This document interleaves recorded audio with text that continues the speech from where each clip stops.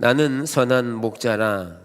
나는 내 양을 알고 양도 나를 아는 것이 아버지께서 나를 아시고 내가 아버지를 아는 것 같으니 나는 양을 위하여 목숨을 버리노라. 아멘.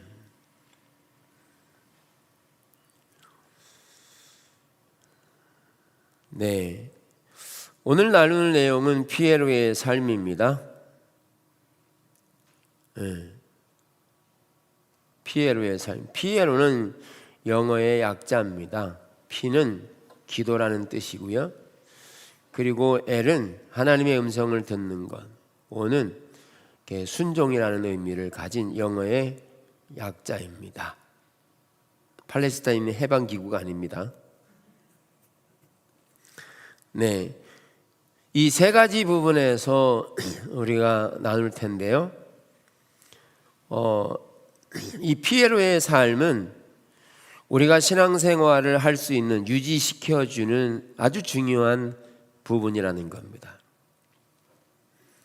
신앙생활은 우리의 모든 전체를 의미하는데, 우리가 그동안 하나님의 은혜를 많이 받았는데 그 많은 은혜를 잃어버리거나 쏟아버리고 소멸시킨 일들이 너무 많은 거죠. 예를 들면 우리가 예배를 드리고 치유를 경험하고 하나님이 필요를 채우시고 다양한 것들을 하나님의 능력으로 경험한 것을 하나님의 은혜로 되어졌는데, 그렇게 하나님의 은혜를 경험하고 나서도 우리는 삶을 살아갈 때 그 하나님의 은혜가 지속되지 못하고, 또 그 은혜가 지속되지 않아서 여전히 삶의 영역은 문제를 해결하지 못하고, 더 나아가서 그 삶의 영역이 세상을 이기지 못하는 그런 영역으로 살아가고 있는 모습들이었다는 거죠. 우리가 살아온 삶이. 그러니까 예배는 여전히 드리고 기도는 여전히 해도 원망과 불평, 시기, 질투가 해결되지 않는 영역들. 왜 하나님의 은혜를 수없이 받고 그렇게 예배를 많이 드림에도 불구하고 우리는 성전이라고 하는 건물 밖을 나가게 되면 우리는 미움, 시기, 질투가 해결되지 않고 샬롬이 되지 않고 평강이 되지 않고 기쁨이 되지 않는 이런 삶을 살아가고 있는 모습 속에서, 그런 삶을 살다 보니까 우리는 신앙의 양심의 갈등과 문제가 발생하기 시작하는 거죠. 교회는 다니는데 여전히 삶은 죄악 가운데 거하고 여전히 죄의 문제가 해결되지 않고 욕심이 가득하고 시기질투 가득하고, 그러면서 딜레마 되는 게 뭐냐면 예배를 드리면 뭐하나, 여전히 미워하고 시기질투하는데 내가 예배를 드리면 뭐하나, 기도하고 은혜 받으면 뭐하나, 여전히 기도한 대로 살지 못하고 여전히 삶 속에서는 용서하지 못하는 삶이 있는데, 이런 딜레마에 빠지게 되면서 거기에 더 나가서 하나님의 생명이 넘치지 않으니까 교회조차도 그런 하나님만이 가져야 되는 생명을 잃어버리게 된 거죠. 그래서 교회는 점점 세속화되어지고 하나님의 생명을 잃어버린 상태가 된 거죠. 그래서 그런 점에서 우리는 우리의 현실을 인식하고 우리가 어떻게 신앙의 관점, 즉 하나님께서 원하시는 신앙의 삶을 살아야 될지를 올바로 가르치고 올바로 배워야 될 필요를 갖는다는 것이죠. 그래서 피에로의 삶을 통해서 하나님의 은혜를 지속하고 하나님의 은혜에 의한 삶을 살아가고, 더 나아가서 그런 세상을 이기고 미움, 시기, 질투를 능히 이길 수 있는 하나님의 백성들로 세워지는 데 있어서 피에로의 삶이 절실히 필요하다라는 사실을 말씀을 드립니다. 첫째로 기도입니다. 우리가 잘 알고 있듯이 기도는 지정된 시간에 지정된 장소에서 몸과 마음이 하나님 앞에 드려지는 기도가 필요하고, 또 기도는 그런 지정된 장소이기도 하지만 우리의 기도는 무시로 성령 안에서 우리가 살아가는 삶의 모든 영역이 기도의 영역이 되어야 합니다. 우리가 기도를 잘못 이해한 게 뭐냐 하면, 기도를 단순히 지정된 시간에 지정된 장소에서, 그것도 이렇게 많은 분량의 시간을 할애해서 기도하면 기도의 능력이 생긴다라고 하는 이해를 가진 겁니다. 그러니까 1시간 기도하는 것과 2시간 기도하면 2시간 기도한 게 더 능력이 있다라고 이해하는 거죠. 맞습니까? 1시간 기도한 사람이 능력이 많아요? 2시간 기도한 사람이 능력이 많아요? 우리는 2시간 기도한 사람이 능력이 많다는 이해를 갖고 있는 거죠. 예. 그래서 기도에 대한 부분도 여전히 우리는 우리의 관점에서 이해하고 있는. 그래서 기도는 지정된 시간, 장소에서 기도하기도 하지만 우리의 삶의 모든 영역에서 무시로 성령 안에서 하나님과의 친밀한 관계와 교제를 갖는 것을 기도라고 말할 수 있는 거죠. 기도는 호흡이며 하나님과의 관계를 말하고 있는 거죠. 그래서 우리는 우리의 기도의 모본이신 예수님의 기도를 보면, 예수님은 습관적으로 한적한 곳에 가서 때로는 시간을 정해놓고 기도하기도 하셨지만, 예수님은 삶의 모든 영역이 기도하시는 삶이셨습니다. 새벽 오이러 미명에 예수께서 일어나 나가 한적한 곳으로 가사 거기서 기도하셨다. 또는 습관을 쫓아 감람산에 가셔서 기도하셨다. 다양하게 예수님은 기도하시는 삶을 사셨고, 예수님이 삶을 살아갈 때 많은 유혹들이 있었습니다. 예수님이 광야에서 사단의 유혹을 받을 때도 예수님은 그곳에서 충분히 하나님과의 기도를 통해서 하나님의 뜻을 알고 그 유혹인 것을 구분할 수 있었던 거죠. 그래서 기도는 우리의 삶의 모든 영역에서 하나님과의 친밀한 관계로 하나님과의 교제를 갖는 의미를 포함하고 있어요. 그래서 우리의 삶을 살아갈 때 다양한 사람들의 소리와 환경이 있지만, 그 환경과 생각들, 사람들의 언어가 있을 때 그때 우리가 기도로 나아가야 합니다. 왜? 우리가 기도는 하나님과의 관계로서 기도할 때 그 기도함으로 인해서 세상을 이길 수 있는 능력을 갖기 때문입니다. 그래서 사람들이 원망과 불평을 할 때 그것에 대응하는 길은 하나님과의 친밀한 관계를 성령으로 무시로 기도할 때 성령께서 그 생각 가운데, 언어 가운데 하나님의 길을 보여주셔서 그로 하여금 하나님의 능력으로 대응하게 하시고 하나님의 길을 따라 대응하게 하셔서 죄의 유혹에 빠지지 않도록 우리를 지켜주시는 게 우리의 기도입니다.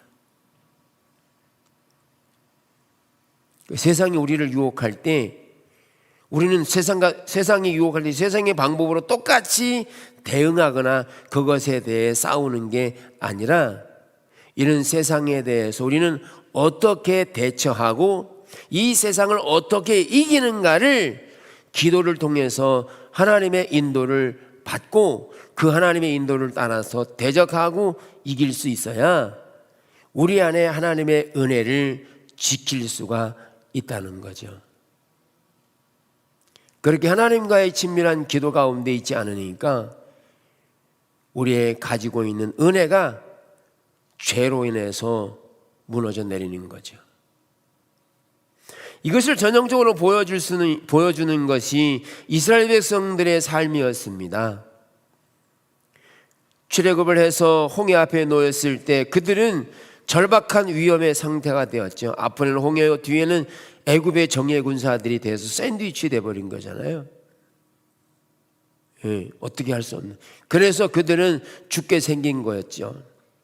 그러나 하나님께서 능력으로 그들을 홍해를 육지같이 건너가게 하시고, 그리고 뒤쫓아오는 애굽의 정예 군사들을 다 물속에 잠수시켜버리는 놀라운 능력의 하나님의 은혜를 그 백성들에게 부어주셔서 그들이 홍해를 건너가고 나서 춤추며 즐거워하며 기뻐하며 감사하며 하나님을 찬양하고 그 하나님의 은혜에 감격했다는 거예요.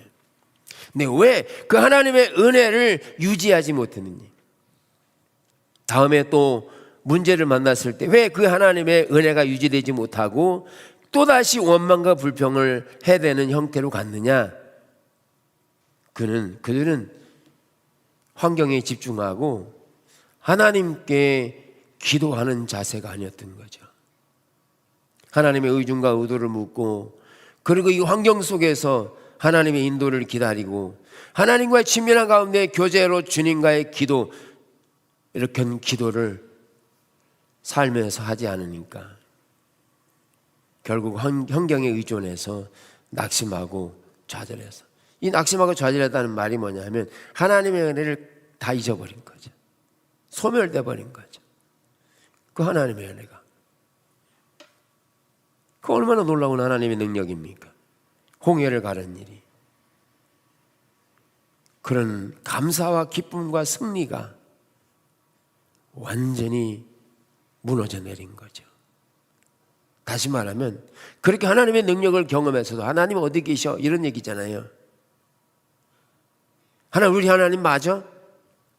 하나님 사랑인 거 맞아? 하나님의 은혜는 다 어디 갔어요? 다 소멸되어 버렸잖아요.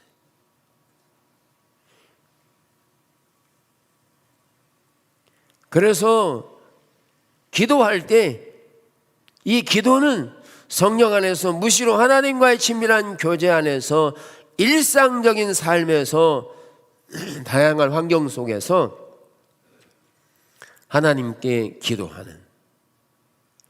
그래서 저는 이렇게 말하는데, 안테나를 열 때 하나님께 하나, 그 다음에 사람과의 환경과의 안테나 두 가지를 동시에 열어야 합니다. 사람들이 말을 할 때 그 말이, 그 말로 인해서 내가 낙심되어지고 좌절하고 실망하고 그런다면 그것은 세상의 언어니까, 하나님과 기도하면서 이게 세상의 언어인지 사단이 유혹하는 건지를 발견하고 이런 요인들을 잘라내야 되는 거죠.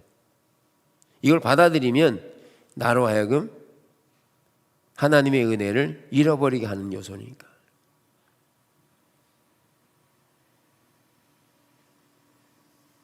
하나님이 이 환경을 어떻게 보실까? 기도해야죠. 그래서 환경을 만났을 때, 어려움을 만났을 때, 문제를 만났을 때 하나님 이 환경을 어떻게 보십니까?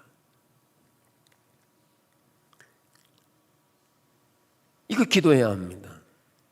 이 문제가, 환경이 어렵다고 해서, 너무 크다고 해서 여기 하나님이 안 계시는 게 아니라 이전에 나에게 얼마만큼 하나님이 함께 하셨던 것들은 이미 다 잊어버린 거예요.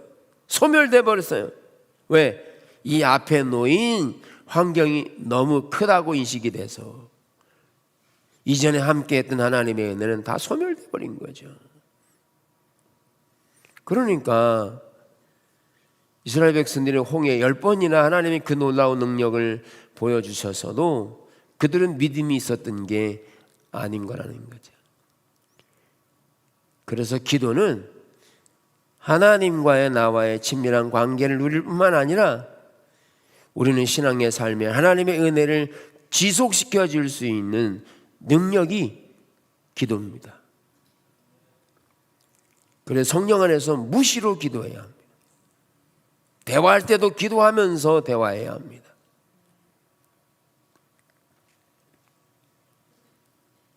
그래서 어떤 분들은 대화하다가도 하나님의 은혜를 다 쏟아버리고, 어떤 사람은 그것을 그 당시엔 표현하지 않았지만 집에 가져가서 실망하는 사람도 있고 며칠 있다가 실망하는 사람도 있고.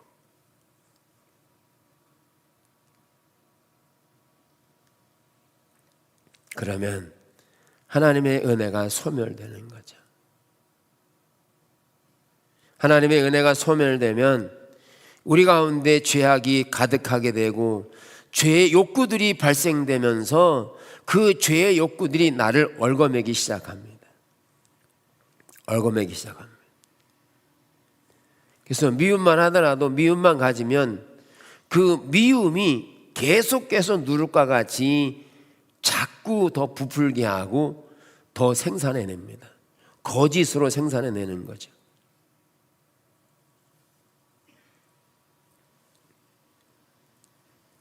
그래서 진리를 발견하지 못하도록 우리를 꽁꽁 얽어매죠. 그래서 예수님처럼 기도하는 삶은 무시로 성령 안에서 하나님과의 호흡처럼 끊어지지 않는 기도하는 삶을 지속해야 합니다. 여러분, 저는 이렇게 표현하면 남편이 바람 피려고 하는데 아내가 따라다녀. 그럼 바람 피겠어요? 못 피겠어요? 피겠어요? 못 피겠어요? 계속 따라다녀. 안 되죠. 우리가 성령을 인식하고 성령과 기도하면 할수록 육체의 소욕되는 자리가 없습니다. 하나님의 은혜가 유지되고 평강이 유지되고 우리가 승리하는 삶을 살 수 있습니다. 기도로, 영적인 기도로 주님과의 지속적인 관계를 가지셔야 합니다. 어떤 사람들은 경험을 의지해서 자기 경험을 토대로 해서 이야기하려는 경우가 있어요. 경험은 필요한 것이긴 하지만 모든 상황에 다 적용되지는 않습니다. 하나님께서 이스라엘 백성들을 인도할 때, 또 성경이 하나님의 사람들을 인도할 때 경험을 토대로 인도하지 않으셨습니다. 하나님께서 모세를 통해서 홍해 앞에 놓았을 때 홍해를 가는 일은 그때뿐이었습니다. 다음의 길은, 다음의 은혜는 다른 형태로 나타났어요. 여러분, 우리가 삶을 나눌 때도 어떤 분들은 옛날에 경험했던 그것을 평생 써먹으려고 그래. 평생 써먹으려고 그래. 아니요, 그것은 그때 그 당시에 그 유익을 위해 주신 경험이에요. 오늘 주님과 함께 새로운 경험들을 날마다 새롭게 해야 하는 겁니다. 경험을 의지하면 안 돼요. 옛날에 어떤 은혜를 받았어, 어떤 경험했어, 어떤 교회에서 어떻게, 자꾸 이것만 끄집어내지 마세요. 오늘은 어떠냐는 거예요. 오늘 주님과 교제하고 주님과 함께하고 기쁨이 충만하고 승리하고 용서하고 사랑하는 그런 은혜가 충만하느냐는 거예요. 지금 그것이 없는데 옛날 것만, 경험만, 옛날, 지금 젊은이들만 나 때는만 들어가지고 그 경험 얘기해봐야 사실 의미 없습니다. 오늘을 못 이겨요.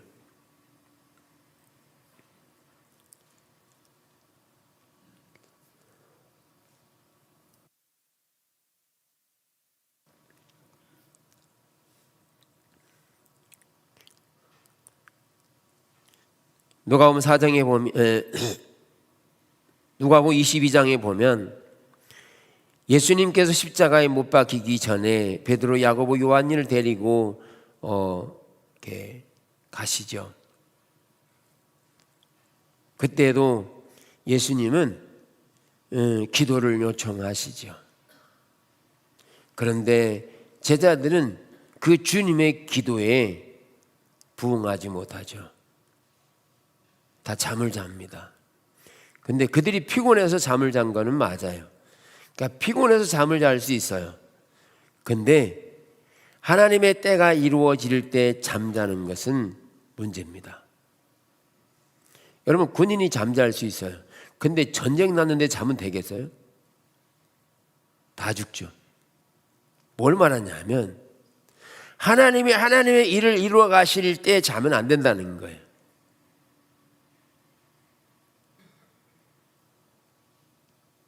이해되세요? 하나님이 지금 어떤 일을 하려고 하는데 그때 자버리면 안 되는데, 이 자는 것은 육체적인 잠을 말하는 게 아니라 하나님의 뜻을 아는 자리에 있어야 되는데 모르고 잔단 말이에요. 그러면 기도하지 않기 때문에 이게 자는 게 되는 거예요.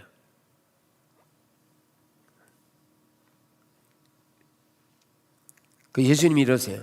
시험에 들지 않게 기도하라. 시험에 들지 않게. 여기 시험이라는 말은 테스트가 아니라 유혹인데, 유혹에 들지 않게 기도하라. 그러면 여기 유혹에 들지 말라는 얘기는 뭐냐면 제자들이 유혹될 것을 의미하고 있죠. 그런데 제자들은 자버립니다. 그러더니 나중에 예수님이 이제 가자 그러면서 가서 예수님 십자가에 죽으실 때 유혹하죠. 베드로 같은 경우에 종이 사람들이 3번이나 찾아와서 예수님의 제자라고 말할 때 3번이나 부인하잖아요. 유혹했잖아요. 여전히 그 유혹을 이기지 못하는 거예요. 왜? 기도하지 않아서. 하나님의 의중과 의도가 전혀 모르니까요.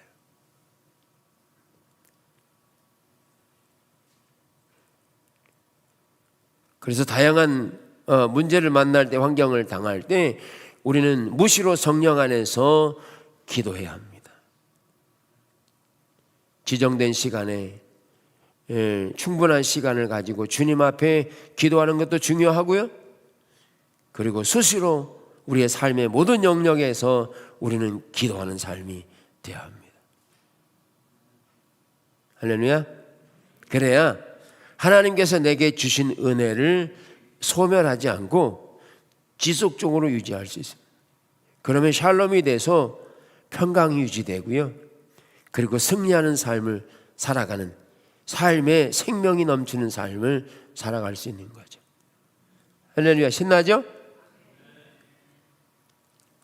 이런 신나는 삶을 살아가도록 하게 하는 게 기도예요.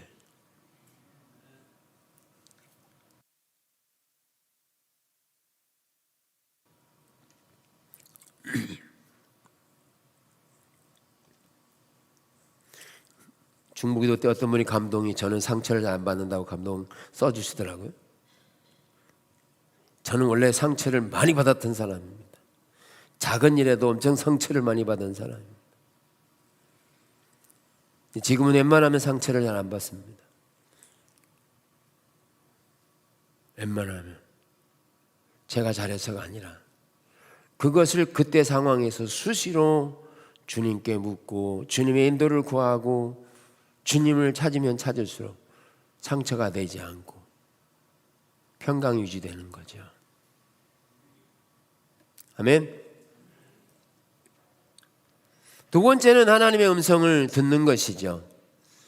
하나님의 음성을 듣는 것은 우리가 성경을 읽은 것처럼 예수님은 요한복음 10장에서 목자와 양을 설명하면서 목자와 양의 관계 속에서 목자는 양을 알고 양은 목자를 안다, 이렇게 말하고 있죠.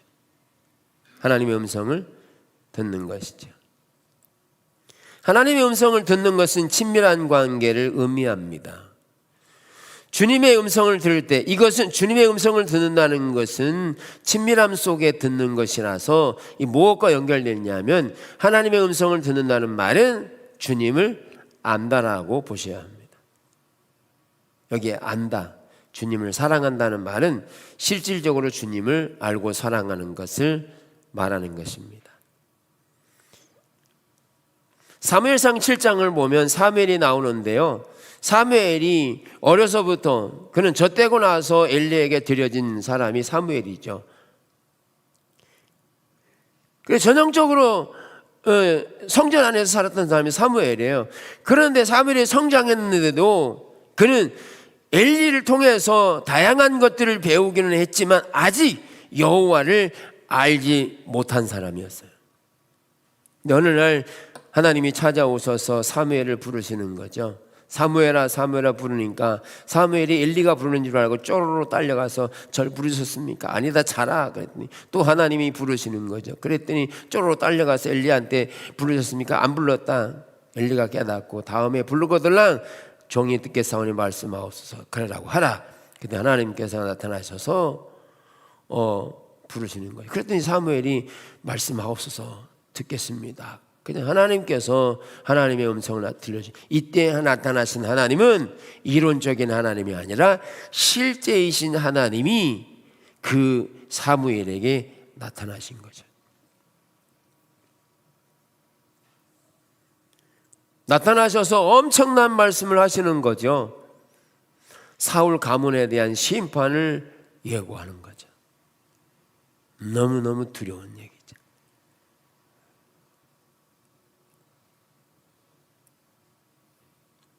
아침에 깨어서 엘리가 너무 궁금하잖아요. 그죠? 어제 밤에 하나님이 사무엘을 부르신 것 같은데 하나님 뭐라고 말씀해 궁금할 거 아니에요? 그러니까 알려줘 그랬더니 안 돼요. 말을 못해요. 너 말 안 하면 하나님 벌 위에 벌을 내릴 거야. 그랬더니 이제 지기를 찍어 누르는 거죠. 어쩔 수 없이 말하는 거죠. 엘리의 가문에 대한 심판을 예고하세요. 엘리가 하나님 선하신 뜻대로 할 거다고. 그러고서 그냥 가버려요. 그랬더니 하나님의 심판이 그대로 엘리에게 임하면서 두 아들이 죽고 법궤는 빼앗기고 풍진박산된 거예요. 왜 엘리가 그렇게 엘리 가문에 대한 심판을 듣고도 자신이 얼마나 죄인이었으면 하나님 앞에 올바로 행하지 않았으면 이런 심판이 왔을까에 대한 생각을 안 했겠냐는 거예요. 하나님 몰라서인가요? 엘리는요 하나님을 어느 정도 경험했냐 하면 그의 삶 속에서 너무너무 놀라운 경험을 하고 살아온 사람입니다. 근데 왜 엘리가 그런 심판을 예고를 듣고도 못 돌이켰냐는 거예요. 눈이 어두웠습니다. 영적인 소경이었다고요. 누구나 할 것 없이 오랜 신앙생활에도 영적인 소경이 될 수 있습니다.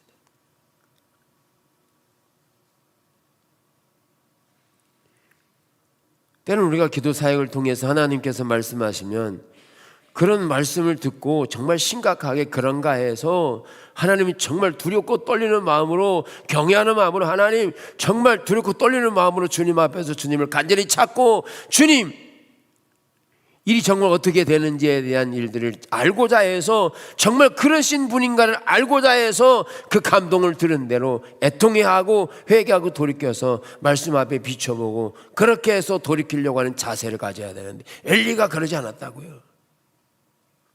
왜? 그가 알고 있는 하나님이 이론적인 하나님이었고 그 엘리에게는 눈이 어두워져서 하나님의 영적인 일들을 분별해낼 수 있는 소경이었다고요.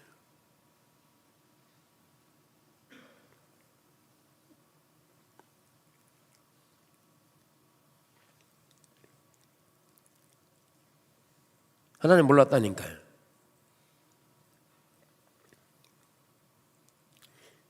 성전에 많이 넣는다고 기도 많이 한다고 친밀함이 아니라 그분과의 개인적인 관계를 추구해야 그 하나님의 음성을 듣고 우리는 그 말씀을 따라서 사는 삶이 돼야 하는데 요한복음 5장에도 보면 바리새인들이 소경이었습니다. 눈이 어두웠어요. 영적인 소경이었죠. 근데 하나님에 대해서 모르는 게 아니에요. 근데 주님이 오셔서 그들에게 하나님을 전할 때 오히려 예수님을 공격하고 무시했죠. 영적인 소경된 거죠. 여러분, 우리도 심각하게 생각해 보아야 될 게 하나님과의 개인적인 친밀한 가운데 하나님의 빛이 우리 가운데 거하지 않고 살아계신 하나님의 생명이 우리 안에 거하지 않으면 우리는 영적인 소경이라고 대부분 봐야 돼요. 왜? 하나님께서 이사야 30장에도 보면 내가 내 앞에 네 가지를 두는데 생명과 복과 화와 저주를 두면서 선택하라. 내가 살기 위해 선택하라. 생명과 복을 택하라 이렇게 말하잖아요.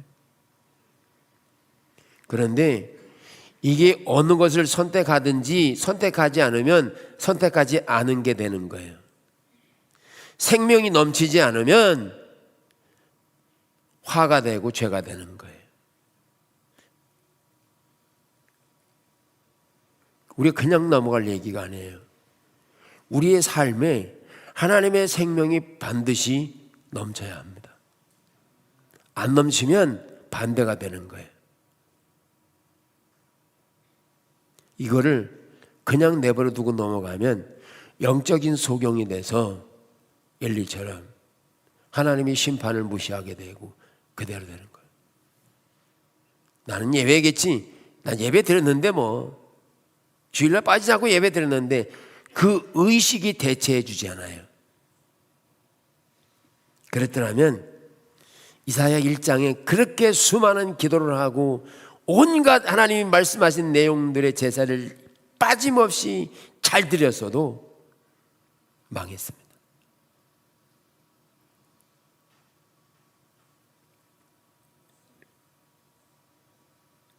우리는 뭐 해야 된다고요?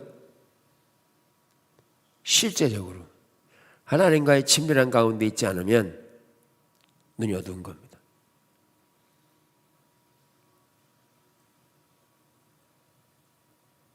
그거를 내버려 두면 안 되는 거죠.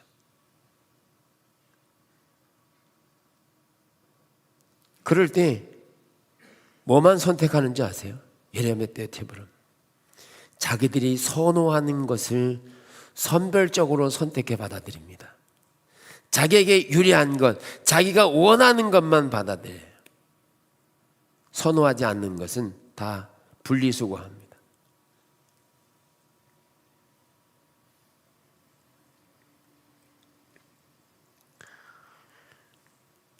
그래서 하나님의 음성을 들을 때 하나님은 아는 것과 관계가 있고요. 그리고 사역을 하더라도 사역은 하나님이 먼저 시작하시는 것입니다. 하나님의 일, 우리를 통해서 일하실 때 우리가 무엇을 준비해 가지고 공략하듯이 이렇게 드리는 게 아니에요. 우리 주님이 우리를 구원해 주셨으니까 우리가 주님을 위해 뭘 해야지 이게 아니에요. 구원하시는 것도 하나님의 주권이고 구원하신 우리를 통해서 일하시는 것도 하나님의 주권이고 그것을 이루어 가시는 것도 하나님의 주권이고 하나님이 시작하시고 진행하고 열매 맺는 것도 다 하나님이 시작하시고 진행하십니다. 이게 요한복음 5장에 나오는 내용이죠.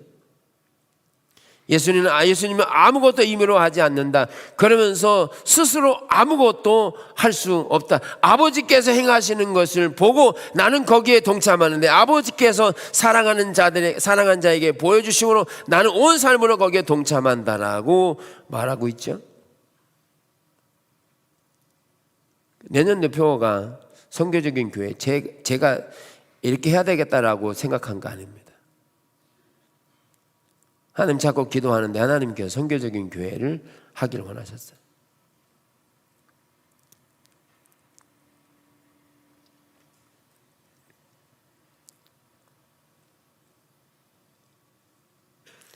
역대하 20장에 보면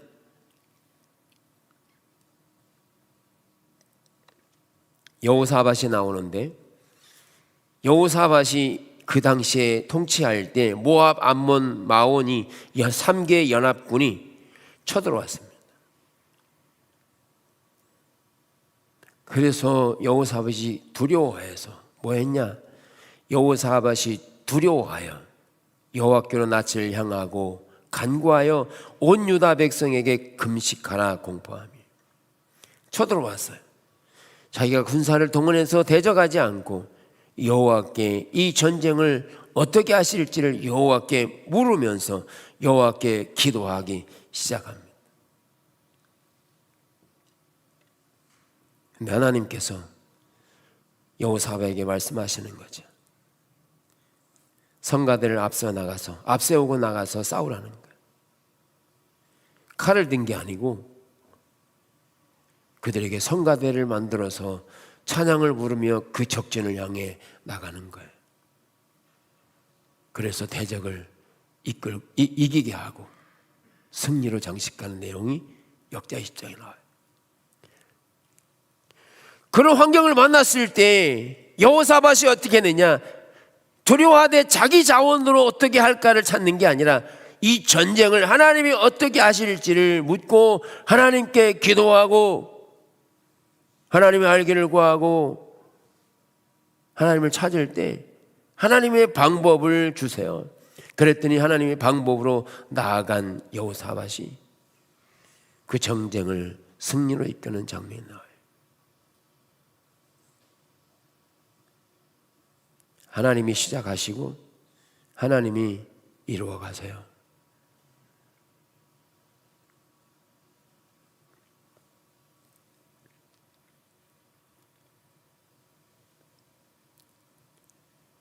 주님의 음성을 듣는 것은 예배에서도 우리는 너무너무 중요한 일입니다. 예배는 하나님을 만나는 것이고 하나님과의 친밀한 관계로 주님을 만나는 게 예배죠. 의식이 아니라 그 의식을 통해 인격체이신 예수 그리스도와 개인적으로 만나는 것이죠. 그래서 그 예배를 통해서 하나님의 음성을 들을 뿐만 아니라 하나님의 의중과 의도를 발견하고 그 길을 따라 살아가는 삶이 되도록 하는 게 예배입니다.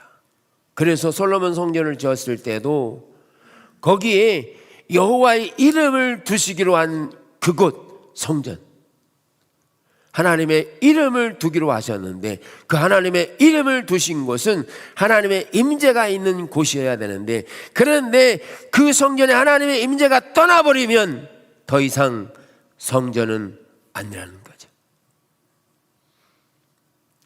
하나님의 이름을 오늘날 신약에 의하면 우리 안이 성전이잖아요.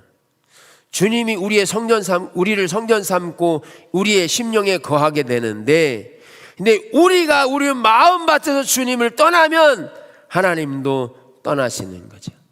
그럼 뭐만 남느냐? 의식만 남는 거죠. 의식만 남아요. 컵이 있는데 이 속에 물이 없으면 컵만 있는 거죠. 컵은 아무리 자랑할지 모르지만 아무것도 담겨지지 않아서, 생명이 담겨지지 않아서 쓸모가 없는 거죠. 이 컵은 물을 담기 위해 있는 거니까.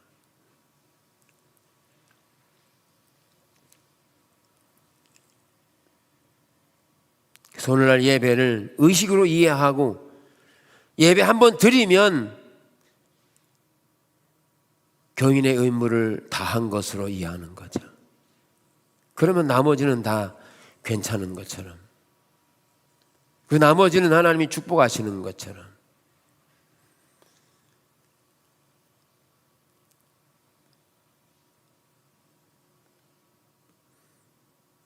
크리스마스 때 선물 받으셨습니까? 선물은 받았는데 껍데기만 있어.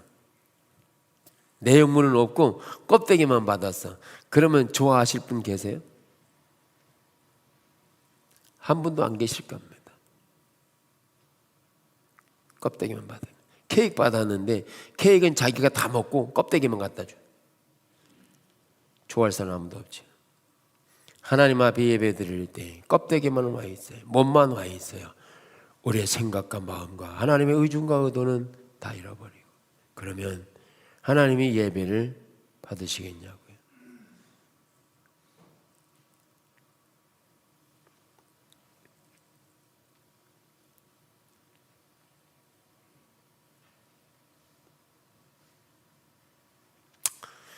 세 번째로 순종입니다. 여호사밧처럼 하나님께 기도하며 하나님의 음성을 듣고 하나님이 말씀하실 때 그 길을 따라 순종하는 게 중요합니다.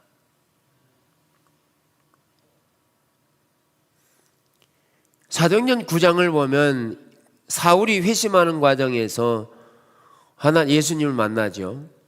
그래서 여전히 살기가 등등해서 예수 믿는 사람들 잡아오려고 공회에 도장을 딱 받아서 가는데 오늘 다메섹에서 주님이 나타나신 거예요. 그 주님이 나타나신 거 어떻게 알았냐 하면 오늘날 강력한 빛이 그 사울의 눈을 멀게 할 만큼의 빛이 강력하게 비추니까 이 육체가 견디지 못하는 거죠. 꼬꾸라진 겁니다. 하고 싶어도 못하는 거예요. 꼬꾸라져 가지고 누구십니까? 라고 물으니까 네가 핍박하는 예수라. 주님이 나타나셔서 사울을 만나신 거죠. 그렇게 작업하시고 나서 하나님께서 아나니아를 부르십니다. 아나니아에게 가서 사울에게 가서 안수기도 해주라고. 그랬더니 아나니아가 그러는 거죠. 하나님, 그 사람은 공회에 증인 도장을 받아서 예수 믿는 사람을 핍박하고 잡아가고 하는 사람인데 내가 그렇게 들었는데 내가 어떻게 거기 갑니까? 그런 얘기죠. 그러나 주님께서 내가 그 택한 나의 그릇이다. 가라고 하세요.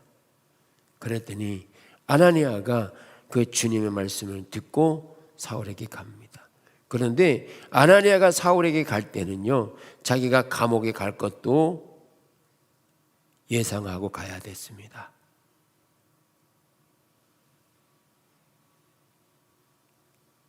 그래서 주님이 명령에 따라서 그대로 이루어지지 않으면 아나니아는 감옥에 갇혀야 되는 상황인 거예요. 아나니아도 자신의 모든 것을 다 걸고 하나님 말씀에 순종하는 거죠. 그랬더니 아나니아가 가서 주님의 이름으로 가서 안수할 때 사울에게서 눈에서 비늘이 벗겨지면서 다시 보게 된 거죠. 근데 이게 사울의 눈이 다시 보게 된 게 아나니아의 순종을 통해 보게 된 거라는 거죠. 우리가 할 수 있는 일이 아니라 주님만이 할 수 있는 일을 아나니아에게 보이시고 아나니아는 그렇게 주님의 말씀을 듣고 주님을 신뢰해서 순종한 거예요. 여기에 순종은요, 내가 할 수 있어서 순종이 아니라 순종은 하나님을 아느냐와의 친밀한 관계가 있어야 순종이 가능합니다. 주님을 모르면, 주님과의 친밀한 관계 되면 아무리 우리에게 좋은 말을 해도 순종 안 합니다. 못 합니다.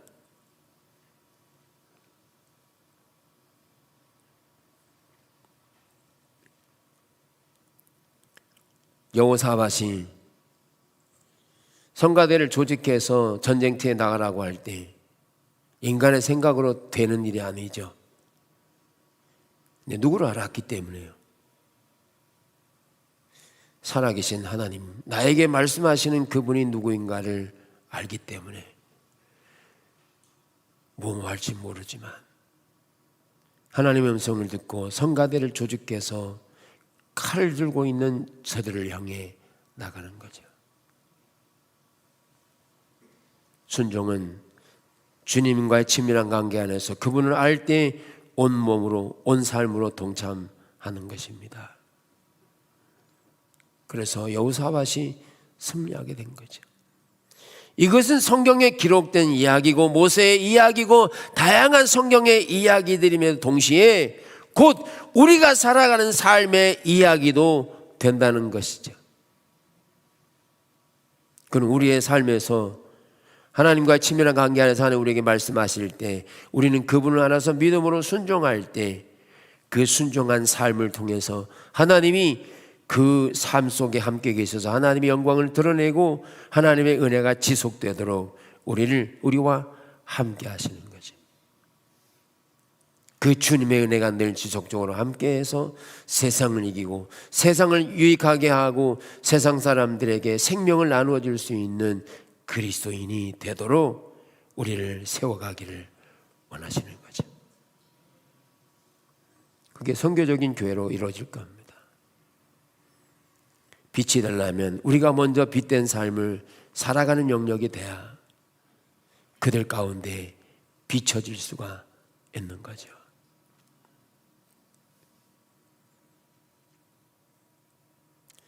결론적으로 우리는 이제 많은 은혜를 받기도 하지만 은혜를 금방 잃어버리고 쉽게 소멸해서 우리의 신앙생활이 세상과 구분되지 않고 우리가 살아가는 모든 영역이 하나님의 승리의 나팔을 불고 빛으로 살아가는 승리하는 삶이 되는 것이 선교적인 교회로서의 우리가 추구해야 될 가치관이고 삶의 이해인 것이죠. 누가 그렇게 살겠어? 주님이 우리에게 그렇게 살기를 원하시는 거죠. 아멘. 그렇게 배워갈 것이고 그렇게 하나님의 인도에 가실 때 우리가 회복된 교회로서 하나님이 세우신 의미와 목적을 가지게 될 것입니다.